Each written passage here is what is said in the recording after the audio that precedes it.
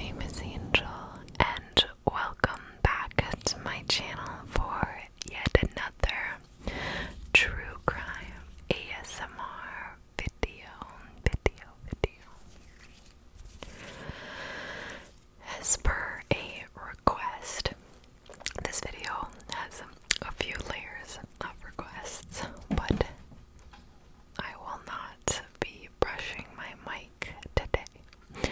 I will be whispering up close, but I had a 50-50 response. A lot of people wanted me not to scratch the mic. A lot of people wanted me to scratch the mic.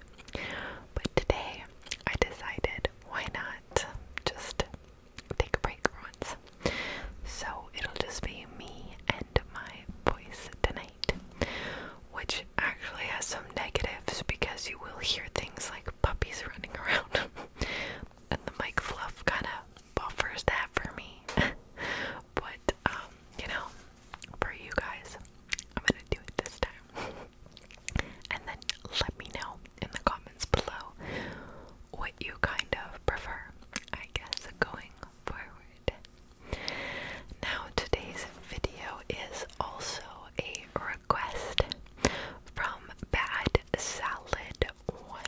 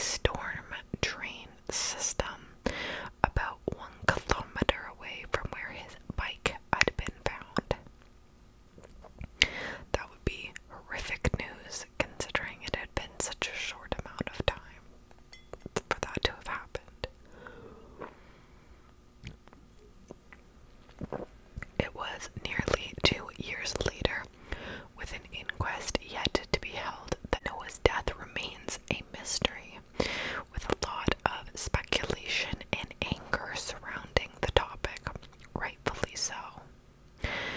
A post-mortem found that he had died from drowning, yet the tragedy had raised a lot more questions than answers, according to his family. They continue to dispute official versions from the police and the coroner about what happened that evening of June 2020. Can you imagine too, like COVID already was a lot to take on, especially at that point in time, and your child finally goes out to play and this happens, and 2020 to now, it didn't get better. So that poor family had so much going on, it's insane.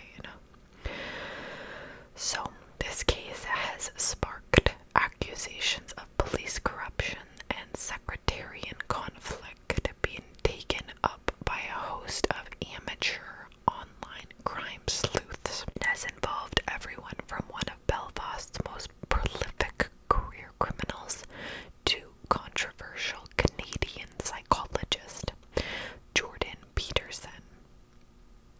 Superintendent Muir Clark of the Police Service of Northern Ireland, the PSNI, I said, in my 30 years in the police, this is one of the most unusual missing person inquiries that I have dealt with.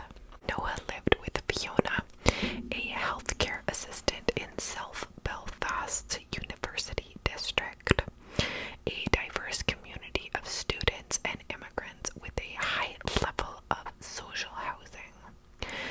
Noah's father, Emmanuel, who was originally from Senegal, moved to America after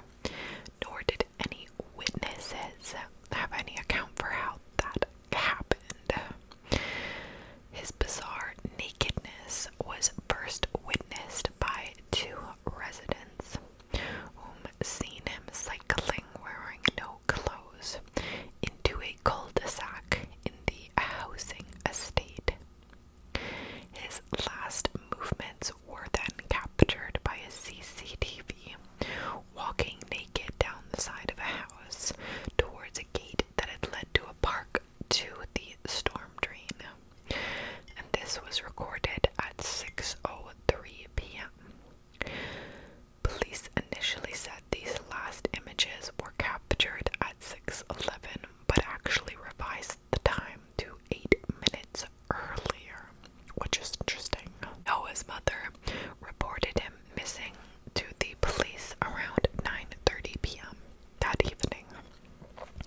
She had known something was wrong because Noah normally would call her at 6:30 when he'd arrived at the park. It was about 24 hours after Noah was last sighted that Karen Crooks, who lives in the cul-de-sac that he was seen walking naked, reported that to the police that Noah's mountain bike was lying at her driveway at the bottom.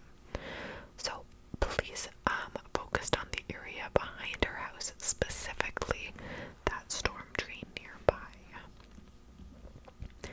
Specialist search and rescue teams were brought in to cover the Northwood Road and surrounding area, where his helmet, hoodie, and shoes had been scattered and then found by residents. His underwear, t-shirt, and shorts had never been recovered.